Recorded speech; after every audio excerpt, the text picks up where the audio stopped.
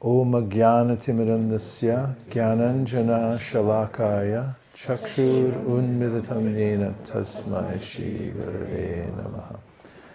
So the verse, Om Ajnana, indicates that the condition we're born into in this world is in helplessness.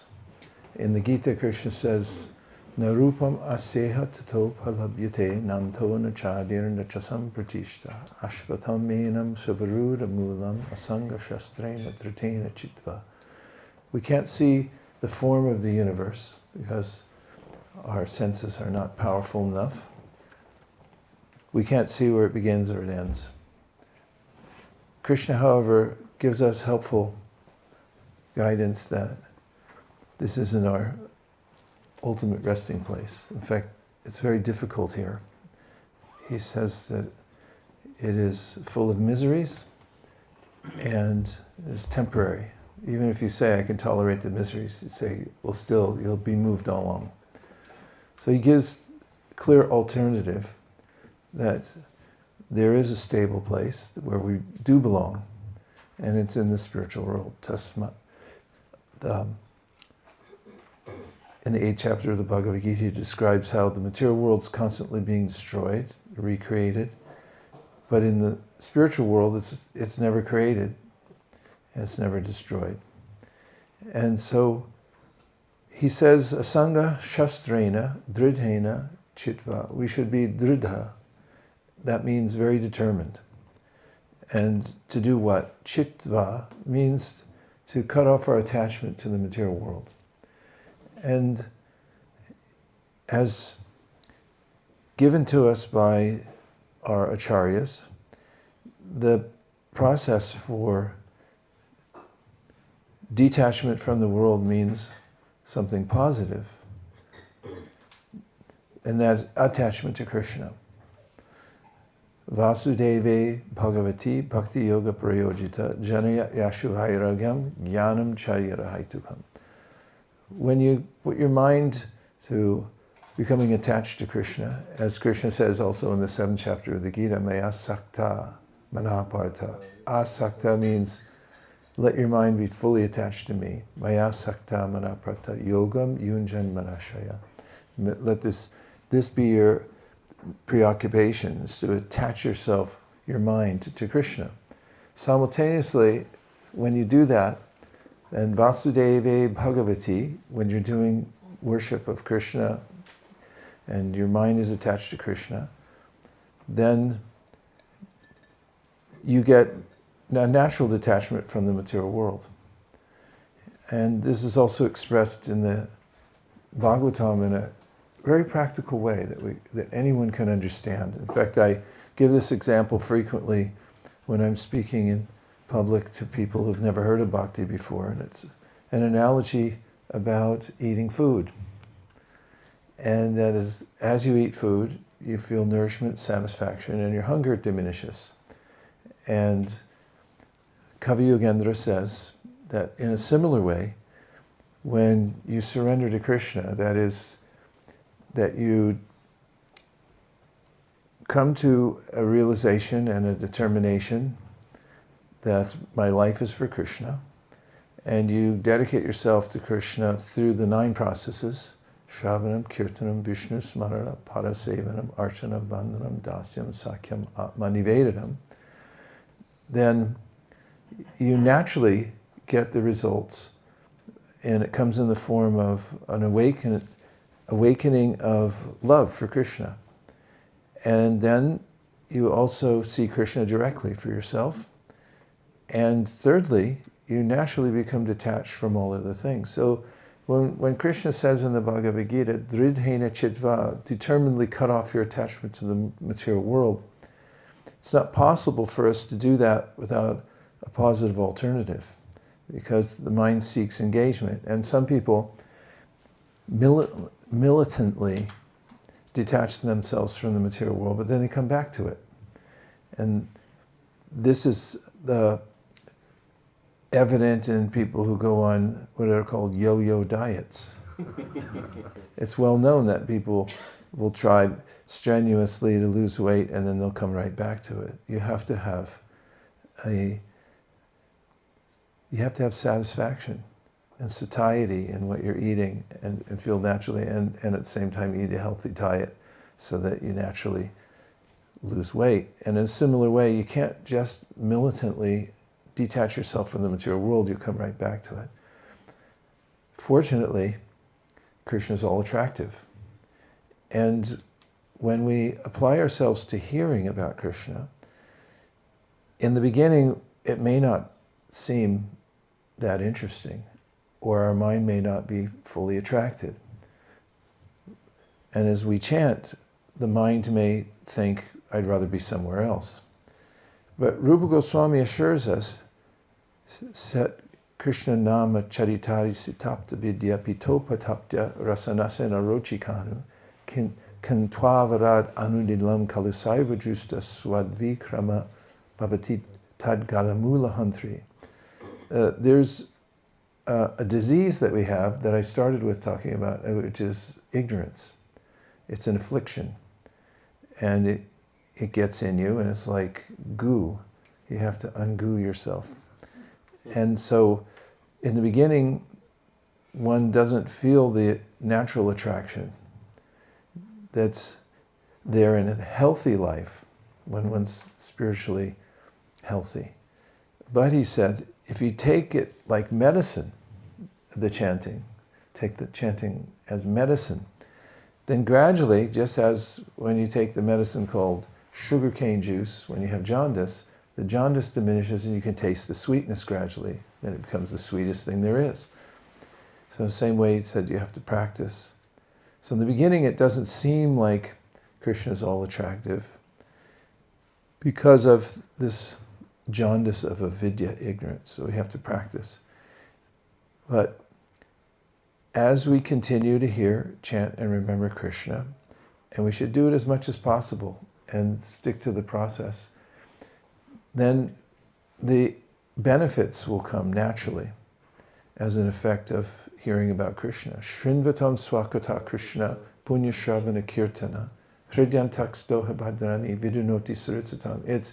It's a natural accumulation of spiritual asset, hearing. You can think of it like that, especially if you're a little fruitive like me, and you're thinking, well, what do I get out of this? I'm accumulating.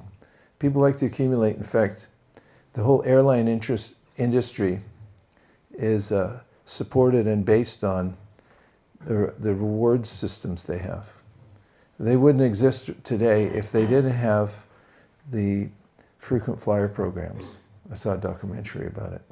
And they got that idea from an idea that was in America circa 1960. I remember it well. It was blue chip stamps. You used to get these little stamps you could paste in a book when you bought things. And then you could, once you filled out a certain number of pages, you could trade it in for exciting prizes. Toaster. A toaster. Even though the prizes were not that significant, the whole idea gave people this compulsion to collect blue chip stamps. And the airline industry figured that out, that people seek some reward. And so they started this reward system, and it's the only reason they hold together today. People are compelled, like, oh, I'm going to fly this airline because I get points, I get miles, and then I can trade it in for an upgrade someday. And what do you get on that? A little plastic red carpet you can walk on. Like, I'm over here, you guys are over there, you guys are losers. And punya shravana kirtana, even if we have a sense of, well, what do I get out of this? The Bhagavatam says, punya shravana kirtana. Just by hearing, you're accumulating this spiritual asset that will come to bear someday, that you'll be able to use that. You have to have that asset. And it's also mentioned in the Bhagavad Gita.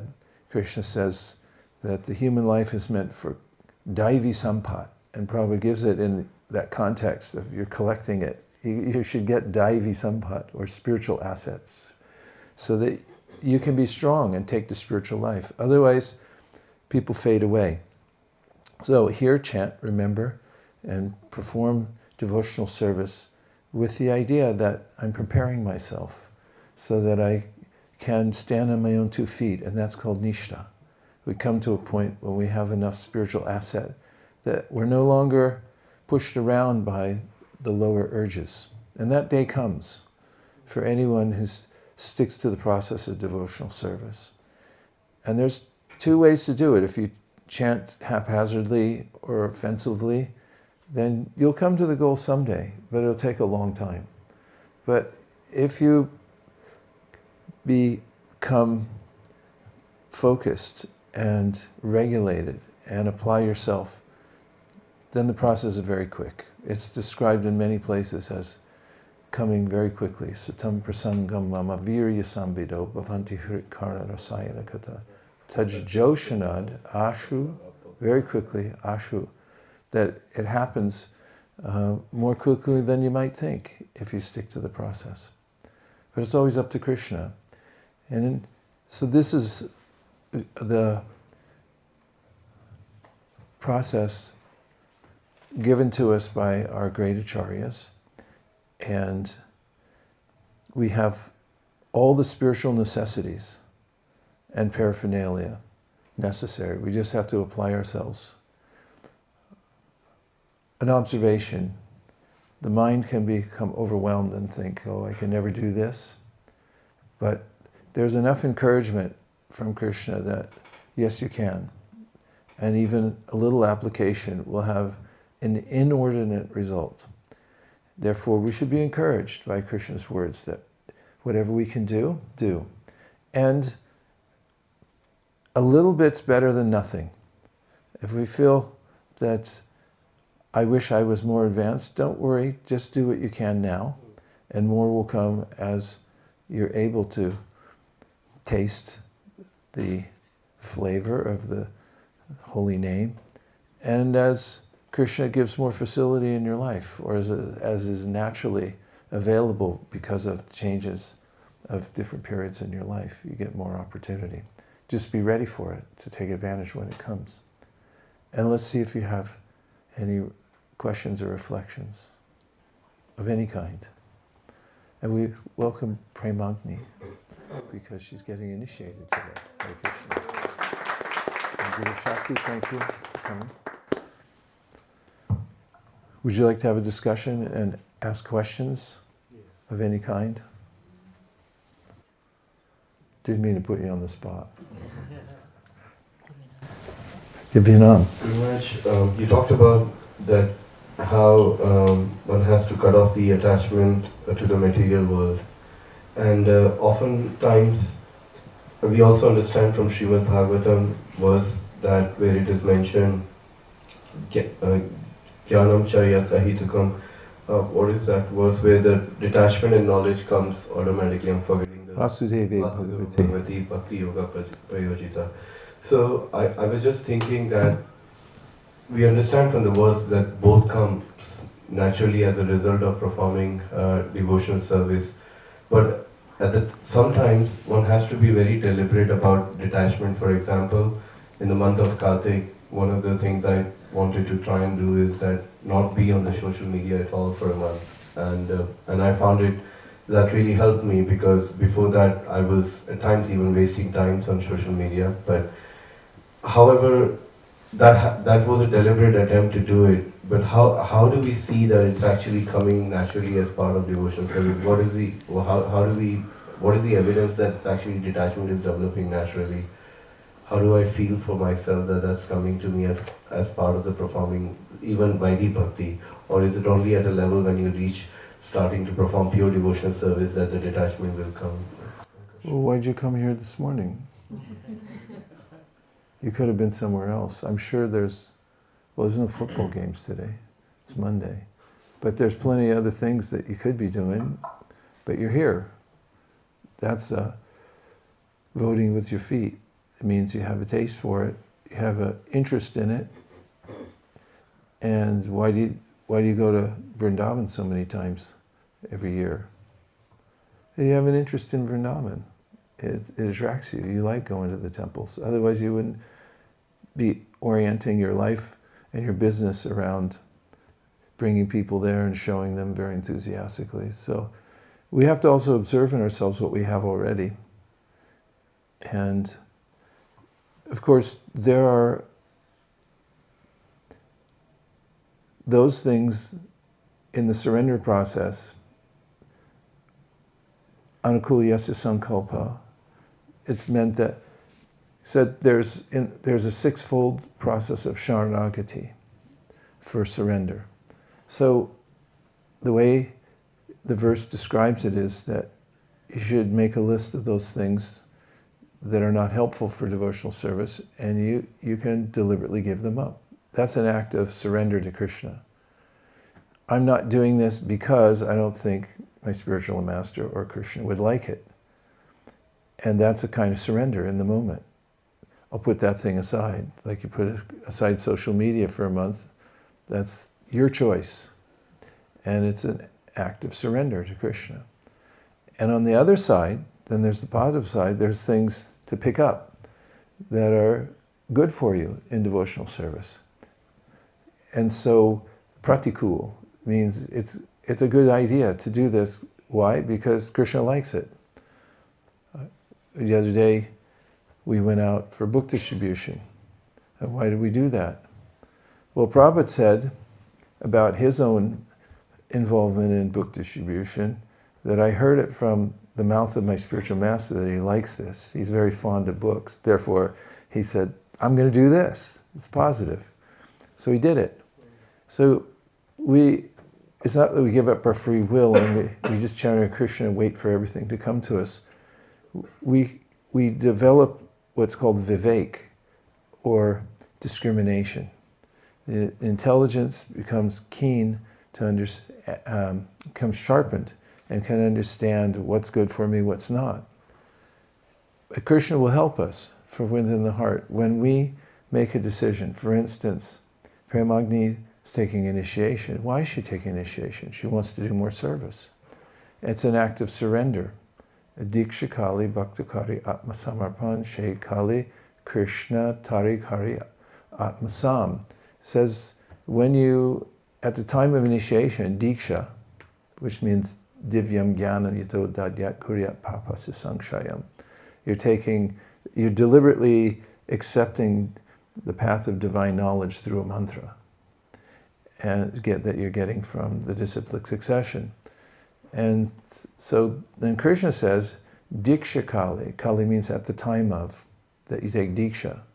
You decided to do it.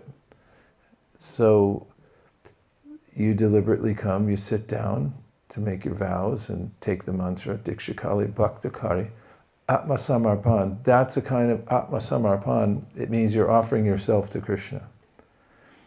And then Shai Kali, at that time, Shai Kali, Krishna Tarikari Atmasam. Atmasam means then you come to a different category. What category you go? And Krishna's, Lord Chaitanya spoke this verse, he said, you're in the same category as Krishna. Because you decided that I'm going to do what's favorable for devotional service. The Shastra says, Adau Guru Vashrayam, and then it says you should take shelter of Guru, you should inquire, and then you should take initiation. So it's your vivek, your intelligence, where you say, that's favorable. And you can always consult and ask Guru, Sadhu, Shastra, is this favorable for devotional service? And you say, yes, okay, I'll take it. That's free will. And then you take that, and then it pleases Krishna. And Lord Chaitanya said, then you're in the same category as Krishna, because you did Atma Samarpan, you surrendered yourself to Krishna. And we can keep doing that, because it's clearly demarcated what's good for us and what's not. Last night I was talking at the London Temple, and I mentioned the verse, Atyahara Priyashascha Prajalpunyamagraha Janashangascha Lalyamsha Shadvir Bhakti Vinashiti. Here's our three things that will diminish your devotional service. And he's like, I'm not so interested in those. I'll methodically push those away from me in my life. That's surrender. And then there's Utsahan nishchaya daryat tat karma pravartanat sangha tyagat sato vrite shadbir bhakti prasidyati. There are 6 things that nourish my bhakti. So I'll try to make those more prominent in my life. That's surrender. You're using your intelligence. And Krishna helps. That's the next part of that verse. Punya Shravana Kirtana. Hridyantak stohibatara. Because Krishna's in your heart. Hridya sta means he's standing there. Hridyantak hibadrani. And he takes away all the inauspicious things. Because, and it's not that it's a Krishna, come take them all. Well, if you want that, then Krishna says, Mahabharat and Srimad Bhagavatam, Yasyaham anagrunnami harishe taddanam shanai tato janam tajant yasya swajano dukadukitam. If you want to, you can do it the easy way or the hard way. The hard way is, Krishna, just make my life so miserable that I'll be forced to do it. Or you can voluntarily start to winnow out those things that are not good for you. Like you did for Kartik. How did it feel? It's liberated. Yeah. And that's, at least for a month. That's our benefit, because we have something better to do. Most people don't, and it's really hard. So, people who help people overcome addiction to the internet will say, read a book. Why don't you get 5 books and decide to read 5 books this year instead of that? And so they have the same idea, get addicted to something else, because the soul's always addicted. That's the nature of life. You can't stay in shanti, shanti, shanti, because eventually you're going to want some variety. Try eating the same thing, even if it's the best cuisine in the world, the same thing every day. And after a while you go, no, I want something different. Except if you're in Govardhan doing readings, then you can have the khichdi every day. But still, yeah, khichdi, but still they make a little nuance. Someday it's mango pickle, next day it's some amla pickle. It's like something different. That's the nature of Ananda. It's changing. There's leela throughout the day. There, ashtaka, leela. It's always something new and fresh. And that's Ananda. We don't want just nothing or same thing. But yeah, you can eat khichdi every day. It's okay. Thank you very much. That's very helpful. Yeah, okay. Yes. Hare Krishna. I'm kind of new to Krishna conscious. It's been a few years now, 5, 6 years. But recently, within the last couple of years, I've concentrated more on community. And I try and listen as much as possible, as much as I can. And I found that I try and do as much with the community on the outside. I started doing stuff in the community in the Krishna conscious, and I found I have plenty of time to do things. And I was enjoying the time that I was doing outside of Krishna consciousness in the community. And then as I've become more, as a devotee, more conscious of Krishna conscious, I've kind of felt a little bit scared, in the sense that, how can I put this? Not scared of Krishna consciousness, but scared that sometimes finding the right balance between the two, I was finding a little bit scary, because as much as I enjoy being within the devotee community, I also had a realization that I enjoy being in the community, but there is a massive difference spiritually, and you sense it. And I find that if I step back, as you step back a little bit, you feel less scared, and then you kind of take account of what you're doing and why you're doing it. It kind of a little bit reassuring. But now I feel that I'm trying to balance things out, basically 50-50. With the out community and the in community, but at the same time, the reason I'm connecting with the outer community is to bring in Krishna consciousness. That's what I've realised. That I want people that are in that position, that a little bit more misfortunate than myself, to absorb what I'm absorbing. And I find that very powerful, but sometimes quite frightening, because trying to find the balance. Do you want to ask a question? Just sharing. I just wanted to share, yeah. Okay. Thank you. You're welcome. I didn't do anything except listen.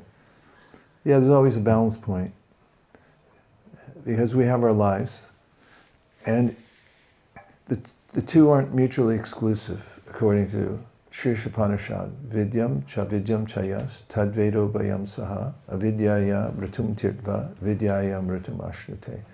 Only one who can learn the process of nescience and that of transcendental knowledge side by side can transcend the influence of repeated birth and death and enjoy the full blessings of immortality. Prabhupada explains in his purport that we're already in the world, and it's not possible for us to artificially walk away from it. Where are we going to go? So we have to integrate our Krishna consciousness into everything that we do. And your point about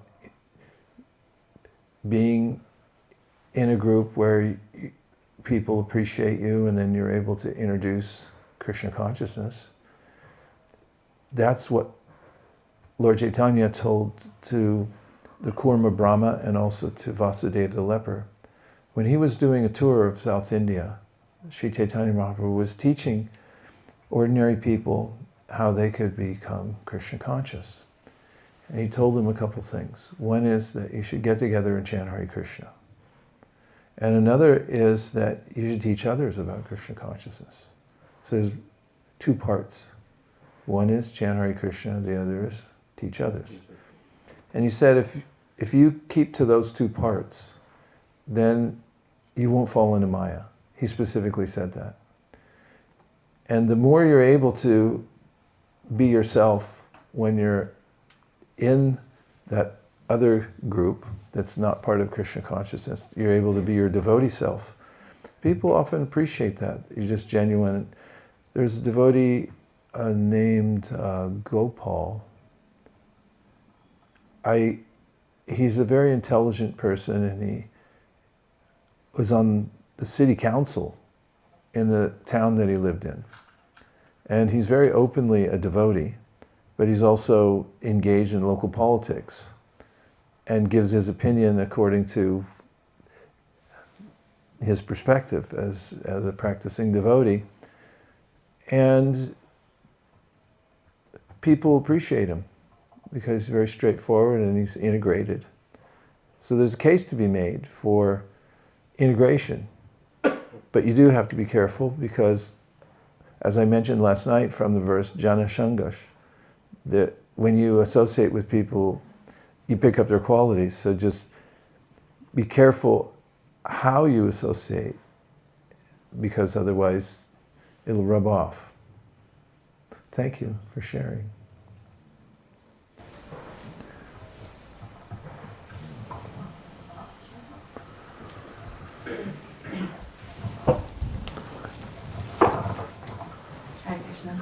Thank you. So, I have similar question.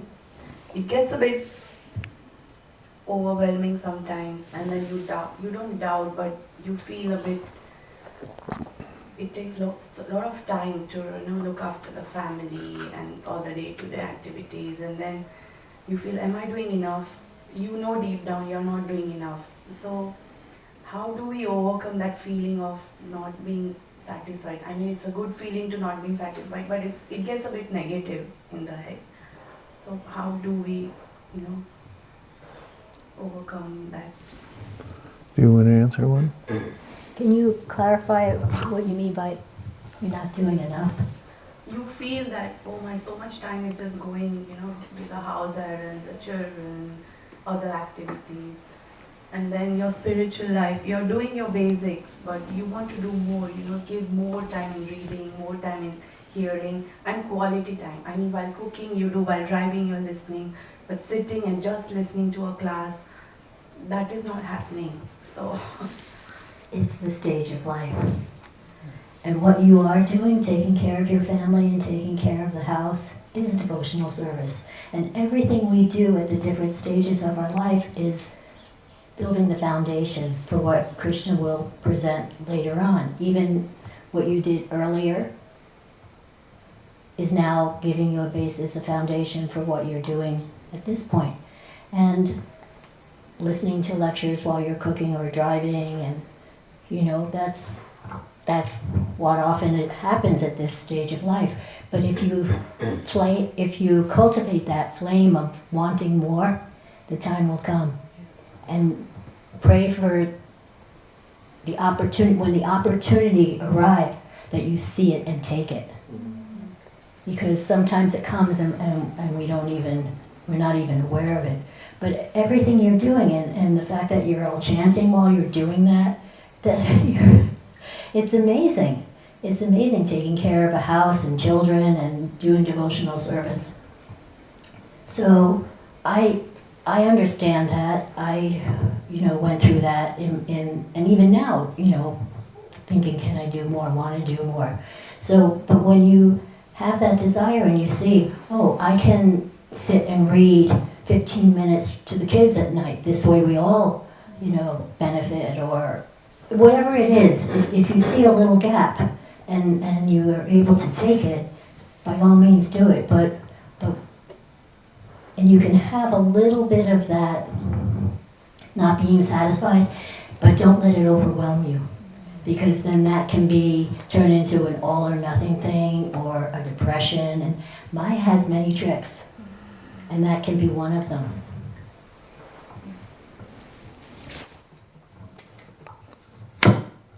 You're sitting in a class right now. Your kids are fantastic. I've observed them. They're really good. And your house, I don't think I'd rather be anywhere else. Your deities, your life is ideal. The material world's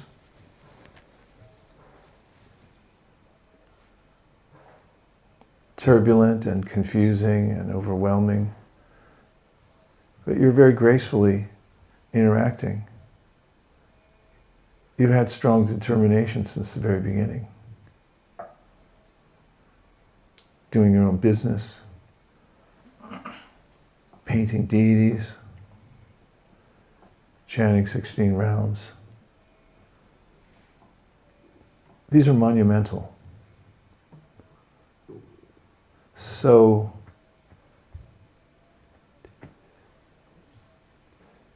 take time to appreciate and be grateful for everything you're doing. That verse Nirakula alluded to just now, that's the word garyan, which means remorse.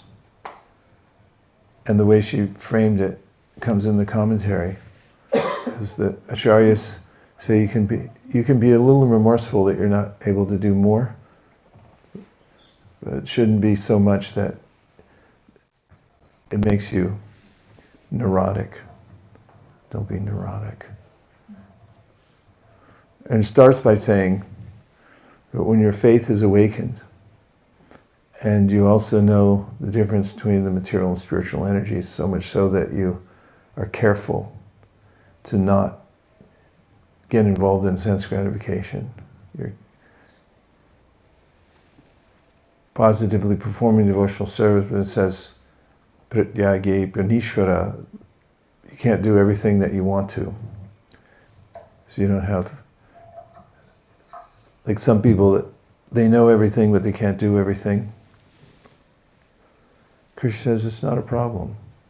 Whatever stage you're in, continue. And he said you should know that you're very dear to me because you're in the process. You can remember that. Even a little bit is very pleasing to Krishna. What to speak of the heroic act of surrendering your life to Krishna through the process of surrender, which you're doing. What else? Yes? Hare Krishna Maharaj. I have been in India for the last 3 weeks, with my mind engaged in all sorts of social, family, financial, and all sorts of occupied with these things. And this came back yesterday night, and this morning I had a fantastic, this was like a wake up. Like, okay, enough of, enough of all those things, it's now time to get back to Krishna consciousness. Thank you, Maharaj. So you made one statement, you defined the surrendering in a very simple terms, like you choose to do it because Krishna likes it. That's a very, very simple definition of surrender. So when we choose to do certain things, certain services, because Krishna likes it, how much attention do we need to pay to our nature in choosing the services? Like what? Where would you have a conundrum where you say, I can't take this service because my nature is different? It's something like, let's say, certain nature could be, somebody could be an introvert, somebody could be an extrovert, somebody likes to do certain... But give me services. specific. Did somebody ask you to manage the Bhaktivedanta Manor or something?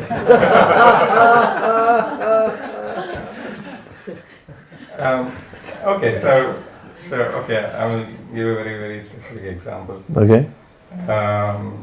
So someone may not be so much of, may not be showing much interest in going out and managing things. That's not specific. I thought you were going to be specific. We're all leaning in like, okay, he's going to be vulnerable now. My English teacher used to write in the margins like, come on now. Okay. So, for example, I'll take my example. I do enjoy, like when I attend your Bhagavatam readings, for example. I really love that. I don't have to put any extra, I don't have to push myself. It is so natural. I would really love to do that. But for example, if somebody asks me, okay, now you lead the team. In Krishna's, in service itself, but you take a position to lead a team, then I have to drag myself. So that's the nature. How much attention do we need to pay to our nature?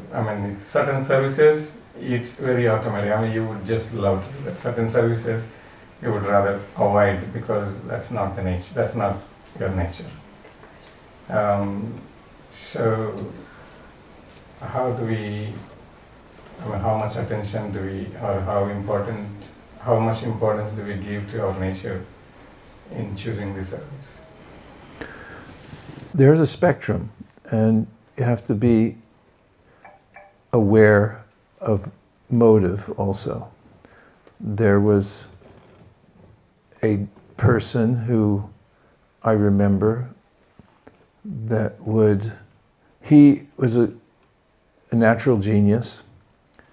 He learned Sanskrit very easily just from sitting down and reading a book. He was an American.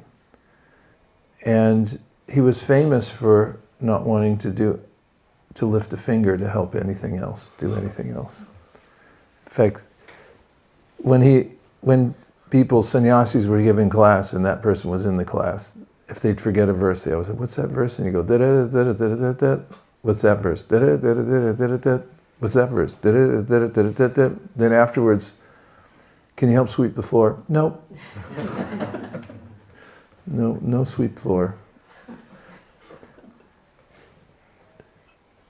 And we have to have a sense of how Krishna can empower us. But some people just want to be a Pujari. Janardhan. one of your god siblings.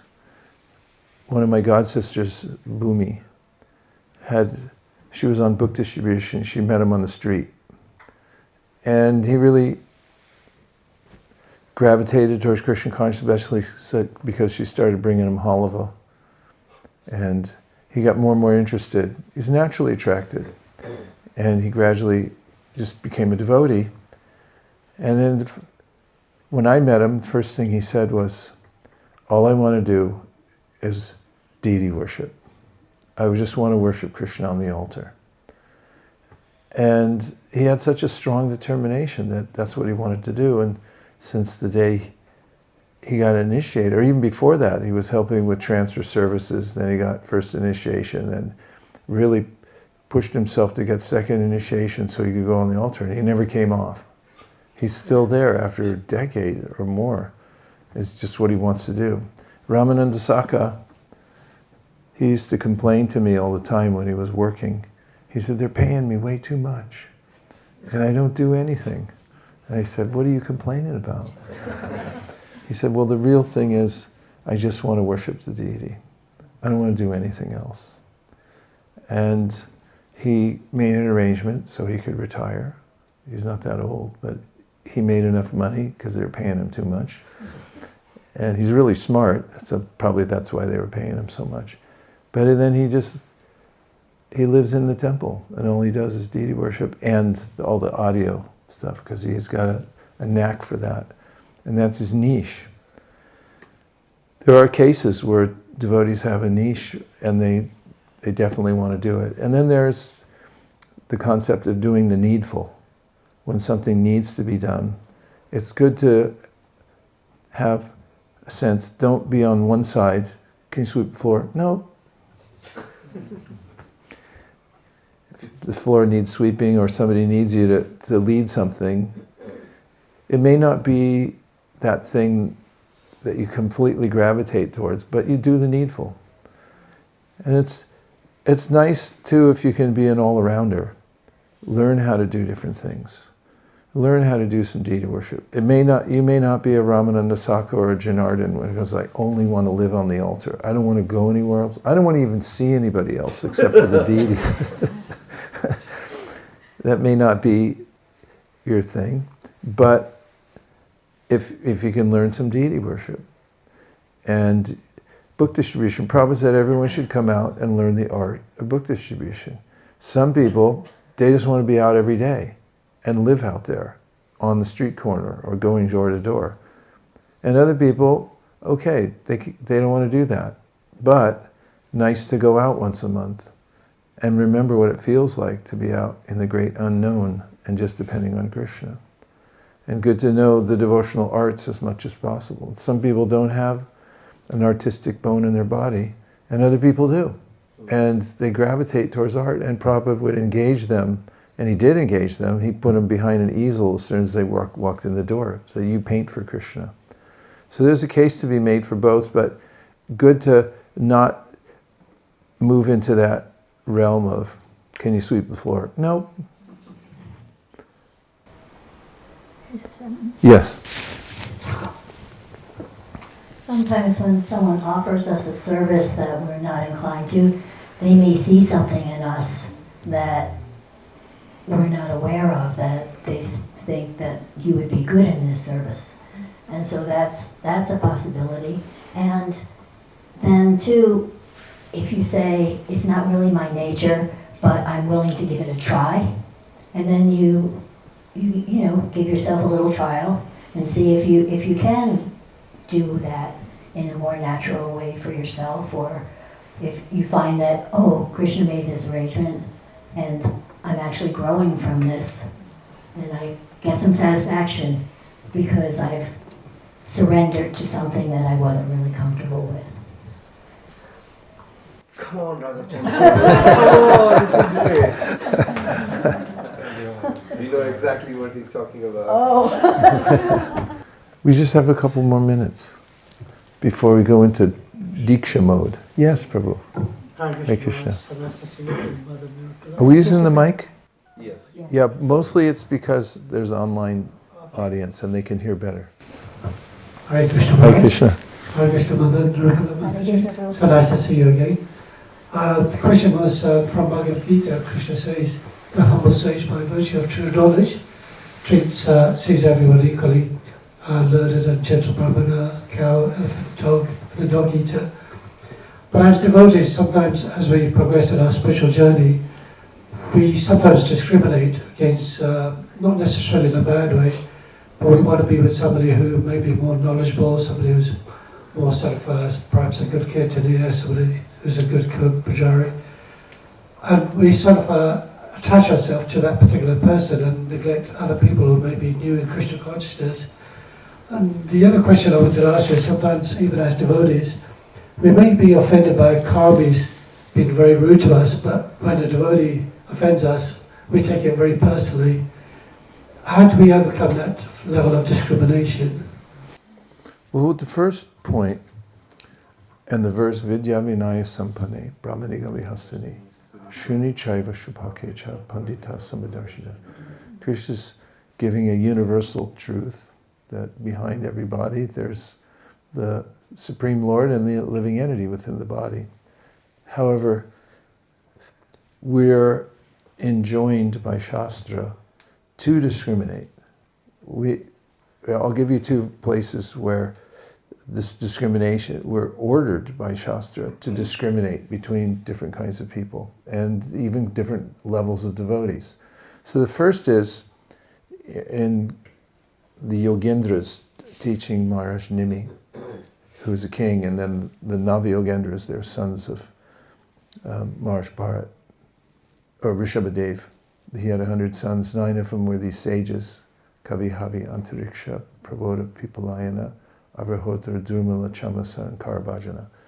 And so they came to the sacrifice of Maharaj Nimi, and Nimi stood up and honored them and then asked questions. So it's a very important part of the Bhagavatam. And in that section, Kavi Yogendra talks about how we should discriminate amongst different kinds of people. He said, Ishvare taradineshu balisheshu dusatsucha prema maitri kripopeksha yakaroti samadhyamaha. We should see Krishna, the Supreme Personality of Godhead, and for Krishna, we should try to develop prema. Then we should see the devotees, and with the devotees we should develop appropriate friendships. Then he said we should see the innocent. The innocent, they're called Bali. Bali Sheshu means the plural of, Bali means, like, as you know well, the child, childlike. They're open. So for them you should pour in as much mercy as possible. And Dvisatsu means people who are envious of devotees. They don't like devotees. He says you should avoid them. And it's also in the commentaries, that applies to, within the community of devotees, there may be devotees whose character is loose, or they don't have proper etiquette. For instance, they may criticize devotees. So he says you should also avoid them. And so we see Vidya Vinaya Sampane, yes, all equal. It's not that we hang out with the tiger, because he'll bite your head off. And we have different relationships with him. A sage sees a young girl and thinks, oh, the spirit soul there. A young boy sees a young girl and thinks, oh, I wonder if we could get married. The material world has endless perspectives according to the person, but for the devotee, we should make these 4 distinctions and act accordingly. Then we have in the Nectar of Instruction, Krishneti yasya giritam manasadriyeta dikshasti chet pranatibishta bhajantamisham shushushaya bhajana vignam ananyamanya nindadi shunya hridayamipsita sangalabhya. This is Rupa Goswami speaking about how to interact with different levels of devotees. So the first, he says, are those anywhere in the population who say Hare Krishna. We met a Pakistani the other day, and I tried to give him a book. He wasn't interested. Then I said, well, here, chant Hare Krishna. And he goes, no, I don't say Hare Krishna. And all the devotees, knowing this verse and knowing other verse like Aho Bhattashvapachato Gariyan, where Devahuti says, somebody can say at one time, then they're special. And they all honored him because he said Hare Krishna, even in a very interesting way. I don't say Hare Krishna. Okay. But that's what Rupa Goswami says. You should honor that person.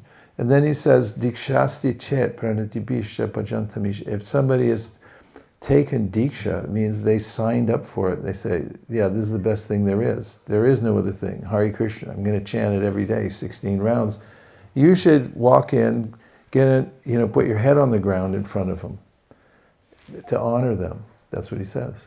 And then third, nindadi shunya hridamipsatasan. If you find somebody who's been chanting Hare Krishna for a long time, according to Prabhupada's purport, and is free from the propensity to criticize others because they're obviously advanced. They have no other interest except for glorifying Krishna and not criticizing devotees.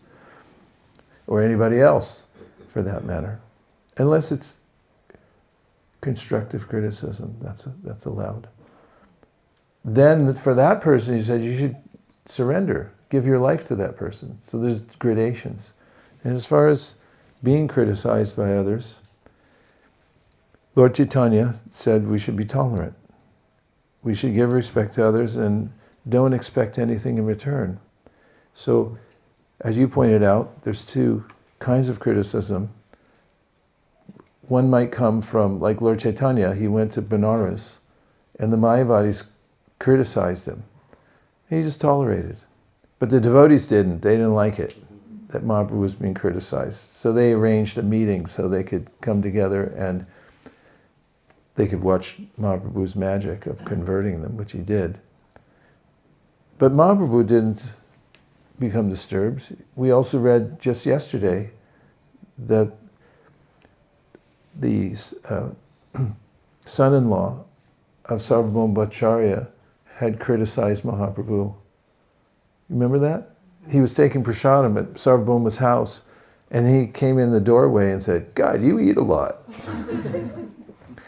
And Sarvabhauma Bhattacharya chased him away with a stick. And Mahaprabhu was laughing. He didn't take it seriously. He said he was right. Yeah, he said, yeah, I do. You guys fed me. And so that's, we should learn that art. In fact, it's disarming when people say something disparaging and then you stay equipoised. And people are like, gee, that didn't work. So we have to practice that. That's what Lord Chaitanya said. Tarnada pisuniche na toror apisahishna amanina manadina kirtana. We should give respect, don't expect anything in return. It's a hard practice, but it's a good idea.